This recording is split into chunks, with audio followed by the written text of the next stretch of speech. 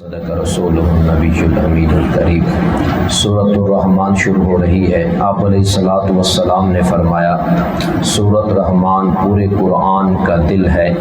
جس طرح کسی چیز کے اندر بھی، چاہے وہ جانور ہیں، انسان ہے، یہ دل ایک مرکزی حیثیت رکھتا ہے، اسی طرح فرمایا کہ پورے قرآن کا جو دل ہے وہ سورۃ الرحمان ہے۔ اس میں اللہ رب العزت نے جہنم کے احوال، جنت کے نظاروں کو کھول کھول کر بیان کیا ہے۔ حضور علیہ الصلوۃ والسلام نے فرمایا کہ اگر دنیا پہ رہتے ہوئے کوئی یہ چاہتا ہے کہ میں جنت کو دیکھ لوں، جہنم کو دیکھوں، تو سورۃ رحمان، سورۃ واقعہ اور سورۃ قمر فرمایا کہ اس کو پڑھ لیا کریں، اس کا ترجمہ دیکھ لیا کریں۔ تو اس لیے سورۃ رحمان کے اندر جہاں پر جہنم کا ذکر، وہاں پر جنتیوں کا بھی ذکر آیا ہے، اور تقریباً 31 مرتبہ اللہ رب العزت نے فرمایا فَبِأَيِّ آلَاءِ رَبِّكُمَا تُكَذِّبَانِ، تو میری کون کون سی نعمتوں کو جھٹلاؤ گے؟ کوئی ایک آدھی نعمت ہو تو پھر تو ہے، اس لیے بارہا نعمتیں گنا کے پھر فرمایا فَبِأَيِّ آلَاءِ رَبِّكُمَا تُكَذِّبَانِ، فَبِأَيِّ آلَاءِ رَبِّكُمَا تُكَذِّبَانِ، تم خدا کی کون کون سی نعمتوں کو جھٹلاؤ گے؟ آگے سورۃ الواقعہ شروع ہو رہی ہے۔ حضرت عبداللہ بن مسعود رضی اللہ تعالی عنہ فرماتے ہیں کہ اللہ کے پیارے نبی نے فرمایا کہ جو سورۃ واقعہ کی شام کو تلاوت کر لیتا ہے، کبھی اس کے گھر میں فقر و فاقہ نہیں آئے گا۔ حضرت ابو سعید خدری رضی اللہ تعالی عنہ دنیا سے رخصت ہونے لگے، حضرت عثمان کا دور ہے، یہ آئے اور آ کر کہنے لگے کہ آپ کی اولاد میں سے بیٹیاں زیادہ ہیں، عیال زیادہ ہے، اگر آپ چاہیں تو میں کوئی وظیفہ مقرر کر دوں۔ حضرت عثمان نے حضرت ابو سعید خدری نے منع فرمایا۔ وجہ پوچھی، فرمایا کہ میں نے اپنی بیٹیوں کو سورۃ الواقعہ یاد کروا رکھی ہے، جب تک وہ اس کی تلاوت کرتی رہیں گی کبھی ہمارے گھر کے اندر فقر و فاقہ نہیں آئے گا۔ تو اس لیے سورۃ واقعہ کی تلاوت کا معمول مغرب کے بعد خود یا اپنی بچیوں کو، گھر والوں کو بھی کہنا چاہیے، اس کو پڑھ لینا چاہیے۔ سورۃ الحدید شروع ہو رہی ہے، اس کے اندر بھی اللہ رب العزت نے وَمَا لَكُمْ أَلَّا تُنْفِقُوا فِي سَبِيلِ اللَّهِ وَلِلَّهِ مِيرَاثُ السَّمَاوَاتِ وَالْأَرْضِ، مال خرچ کرنے کی ترغیب دے کے پھر فرمایا کہ تمام آسمان و دنیا کی وراثت اللہ کے ہاتھ میں ہے، اور آگے فرما دیا لَا يَسْتَوِي مِنْكُمْ مَنْ أَنْفَقَ مِنْ قَبْلِ الْفَتْحِ وَقَاتَلَ، کہ وہ لوگ برابر نہیں ہو سکتے جنہوں نے مال خرچ کیا فتح مکہ سے پہلے ہجرت کی اور اسلام لائے۔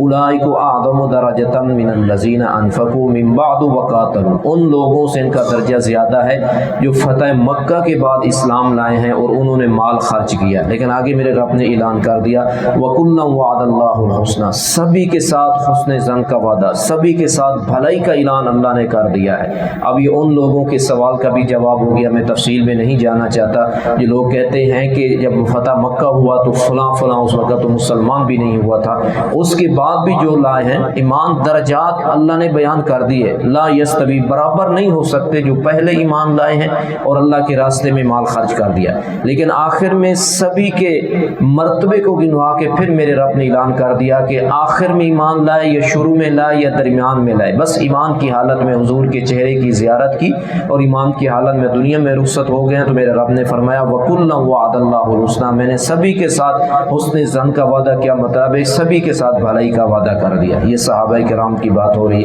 واللہ بما تعملون خبیر، اور میرا رب کہتا ہے کہ میں جانتا ہوں جو دلوں کے راز ہیں، میں باخبر ہوں۔ من ذا الذی یقرض اللہ قرضا حسنا فیضاعفہ لہ ولہ اجر کریم، جو شخص قرض دیتا ہے اللہ کے راستے میں تو اللہ تعالیٰ اس کو دگنا عطا فرمائیں گے، یعنی اللہ کو دے کر بھی پھر بھی ہمیں مل رہا ہے۔ یہ ہماری غلطی ہے کہ ہم سوچیں کہ دے رہے ہیں اور ہمارا کم ہو رہا ہے۔ میرا اللہ کیا کہہ رہا ہے کہ مجھے قرضہ دیں اور میں پھر آپ کو دگنا کر کے واپس لٹاؤں گا۔ بس تھوڑا سا ہمیں سوچنا ہوگا کہ میرا رب یہ کیسے دیتا ہے، دے کر ہمیں واپس کیسے ملتا ہے۔ اسی کا دیا ہوا ہے، اسی کے دیے ہوئے کو دینا ہے، پھر اس سے ڈبل واپس لے لینا ہے۔ گویا کہ اللہ رب العزت نے ایک تھوڑا سا بہانہ بنایا ہے کہ آپ ہمت تو کریں، دے تو صحیح، میں آپ کو یہ واپس لٹا دوں گا۔ آگے پھر دنیا کی بات آ گئی، اعلموا انما الحیات الدنیا لعب ولہو وزینۃ وتفاخر بینکم وتکاثر فی الاموال والاولاد، فرمایا کہ یہ دنیا یہ کھیل اور کود اور تماشا ہے اولاد کے اوپر، مال کے اوپر، اس کے اوپر آپ کو کبھی بھی فخر اور تکبر اور غرور نہیں کرنا چاہیے۔ قد سمع اللہ قول التی تجادلک فی زوجها، سورۃ مجادلہ شروع ہو رہی ہے۔ مجادلہ کا مطلب ہے جھگڑنا۔ ایک صحابیہ ہیں حضرت خولہ بنت ثعلبہ رضی اللہ تعالیٰ عنہ، بڑھاپے میں پہنچ گئی تو دور جہلیت کے اندر زہار ہوا کرتا تھا کہ کوئی اپنی بیوی کو اپنی والدہ کے کسی ایسے مخصوص اعضاء کے ساتھ تشبیہ دے دیتا تھا، یعنی آپ میری ماں کی پیٹھ کی طرح ہیں، تو دور جہلیت کے اندر ہمیشہ کے لیے حرام ہو جاتا تھا۔ یہی ان کے شوہر نے بھی الفاظ بول دیے۔ اب یہ حضور کے پاس گئی، عرض کی یا رسول اللہ یہ معاملہ ہو گیا، میرے بچے ہیں، اب میں بوڑھی ہوں نا تو کوئی میرے ساتھ نکاح کرے گا گھر رکھے، میں کیا کروں؟ تو اللہ کے نبی نے فرمایا کہ ابھی تک تو جو پہلے چل رہا ہے قانون تو وہی ہے کہ آپ شوہر کے اوپر حرام ہو گئی۔ اب یہ رونے لگی، جھگڑنے لگی، شکایت کرنے لگی کہ میں کہاں جاؤں، مجھے کون اب گھر میں رکھے گا، بچوں کی تربیت ہے۔ ایسی روئی، ایسی دل سے دعا کی کہ میرے رب نے اس کو قرآن بنا دیا۔ فرمایا میرے محبوب پیغمبر قد سمع اللہ قول التی تجادلک فی زوجہا، یہ جو خاتون اپنے شوہر کے بارے میں آپ سے جھگڑ رہی تھی نا، آپ سے باتیں کر رہی تھی کہ میرا کیا بنے گا، میرے رب نے سنایا کہ اس کی آواز، اس کی دعا میں نے عرش پہ سن لی ہے۔ اور اللہ نے پھر قانون ہی تبدیل کر دیا کہ اس کے بعد اگر کوئی آج یہ الفاظ کہتا طلاق تو نہیں ہوگی، لیکن وہ زہار ہے، اس کا کفارہ ہے، وہ دے دے گا تو وہ اس کے بعد اس کے لیے وہ بیوی حلال ہو جائے گی۔ لیکن جب دل لگی سے مانگا جائے میرے رب سے تو میرا رب کیسے سنتا ہے، اور پھر اس کو قرآن بنا دیا۔ تو اس میں فرمایا قد سمع اللہ قول التی تجادلک فی زوجہا وتشتکی الی اللہ یظاہرون منکم من نسائہم ما ہن امہاتہم۔ آگے میرے رب نے اس صورت کے اندر جو دوسرا پوائنٹ ہے اس کے اندر فرمایا کہ بیٹھنے کے مجلس کے اندر ادا فرمایا کہ اے ایمان والو، جب تمہیں کہا جائے قیل لکم تفصحوا فی المجالس فافصحوا یفصح اللہ لکم، تو اس وقت آپ مجلس کے اندر ان کو جگہ دے دیا کریں، اس کے اندر وسعت پیدا کر دیا کریں۔ مثال کے طور پر جیسے آپ بیٹھے ہیں، جگہ ہے، باہر سے کوئی آیا ہے، جگہ ہے تو آپ اس کو بیٹھنے کی جگہ دے دیں۔ کوئی باہر بیٹھا ہے، کوئی سائڈ پہ بیٹھا ہے، مجلس یا وسلم کی مجلس میں بھی آداب تھے اور آج بھی یہی آداب ہے۔ ہاں آگے جگہ نہیں تو پھر تو وہ پیچھے بیٹھ جائے گا۔ یہ مجلس کے آداب ہیں۔ جو پہلے بیٹھے ہیں ان کو اٹھایا نہ جائے، جو بعد میں آ رہے ہیں وہ اپنی جگہ پہ پیچھے بیٹھے، آگے جگہ ہے تو وہ دیا جائے۔ ایک دفعہ حضرت ابوبکر صدیق رضی اللہ تعالیٰ عنہ بھی موجود تھے، صحابہ کرام بھی۔ حضرت علی آئے، حضرت علی جیسے ہی پہنچے تو حضور بھی دیکھ رہے ہیں کہ علی کو کون جگہ دیتا ہے، صحابہ بھی۔